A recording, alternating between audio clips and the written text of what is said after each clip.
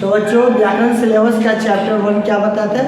वर्ण विचार। तो आज समझिएगा वर्ण विचार है क्या, ठीक है ना। देखिए वर्ण किसे कहते हैं बच्चों? वर्ण उस मूल ध्वनि को कहते हैं जिसके खंड एवं टुकड़े नहीं किए जा सकते, ठीक है ना।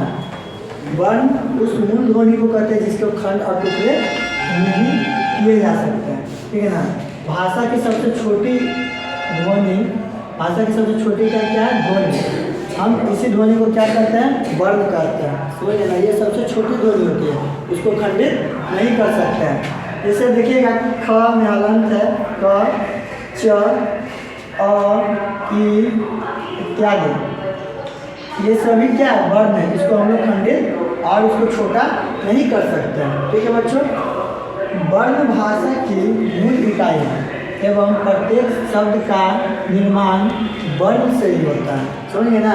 जैसे कि देखिए, जैसे कि हम एक शब्द लिए हैं, क्या कुछ भी शब्द लिए, जैसे कि लिए खटमल, खटमल, खटमल, खटमल, ख अ ट अ म अ ल अ, ये सब मिलकर बना हुआ है, यानी छोटे छोटे वर्णों से मिलकर ही शब्दों का निर्माण होता है, समझ गए ना। आगे ध्यान दीजिएगा, यहाँ पर देखिए जैसे में लिखा हुआ क्या? राम, राम, र आ, र जोड़ आ, रा हो गया, क्या हो गया? रा, म जोड़ अ, म, तो क्या बना? राम। इनको अखंडित न कर सकते हैं, समझिए ना। इनको अखंडित नहीं किया सकता।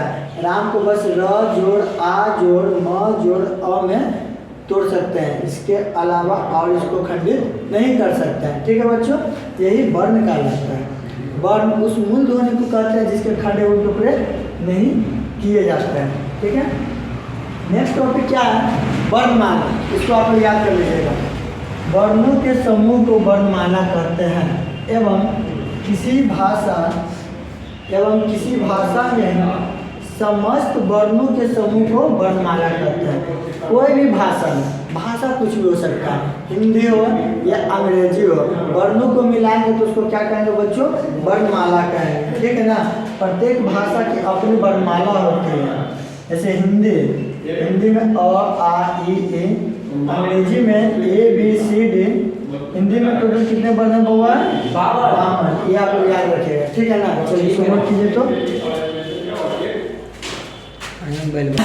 बच्चों ध्यान दीजिएगा, स्वर वर्ण अ आ ई उ ए ऐ ओ औ, ये सब क्या है? 11 स्वर वर्ण, ठीक है ना। इसमें एक अन और अ है, इसको अयोगवाह कहा जाता है। क्या कहा जाता है? अयोगवाह। देखिएगा, ध्यान दीजिएगा, स्पर्श व्यंजन की संख्या 25 है। कितना है? 25।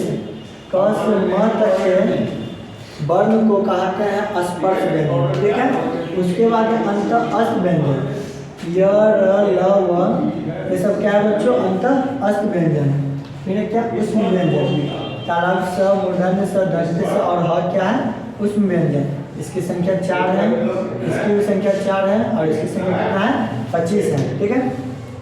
फिर है हमारा संयुक्त व्यंजन श, त्र, ज्ञ और स, इसकी संख्या भी 4 है, ठीक है।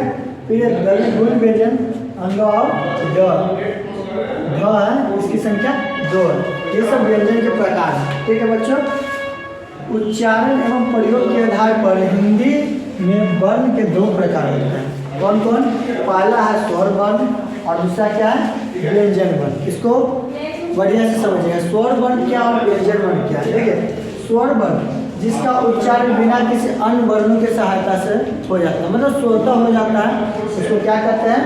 स्वर वर्ण कहते हैं। उसको बोलने में किसी और वर्ण की सहायता की जरूरत नहीं है। जैसे अ आ ई उ री ए ऐ, ये सब क्या बच्चों? स्वर वर्ण है। व्यंजन वर्ण की जब बात करते हैं, जिसका उच्चारण स्वर वर्ण की सहायता से हो, उसे क्या कहते हैं? व्यंजन वर्ण कहते हैं। मतलब व्यंजन वर्ण का उच्चारण, प्रोनाउंसिएशन स्वर वर्ण की सहायता से ही होगा, बात समझिए ना। उसके बिना संभव नहीं है, व्यंजन वर्ण कहलाता है। जैसे क ख ग, ये सब क्या है बच्चों? व्यंजन वर्ण। हिंदी भाषा में मूल स्वरों की संख्या कितना है? 11 है, ठीक है ना। अब आगे आपको बताएंगे अगली क्लास में स्वर वर्ण के प्रकार, स्वर वर्ण के कितने भेद होते हैं, जैसे हस्त स्वर, दीर्घ स्वर, पलुट स्वर। हस्त स्वर क्या होता है, जिसको बोलने में कम समय लगता है, जिसको बोलने में मात्र एक ही वर्ण का प्रयोग होता है, जैसे अ, ई, ये सब क्या होता है, हस्त स्वर होता है। दीर्घ स्वर जिसको बोलने में ज़्यादा समय लगता है उसे दीर्घ स्वर कहता है। और पलुट स्वर जो होता है हस्त और दीर्घ को मिलाकर बनता है। ये आपको नेक्स्ट क्लास में बताएंगे। आज के लिए इतना ही, इसे नोट कर लीजिए।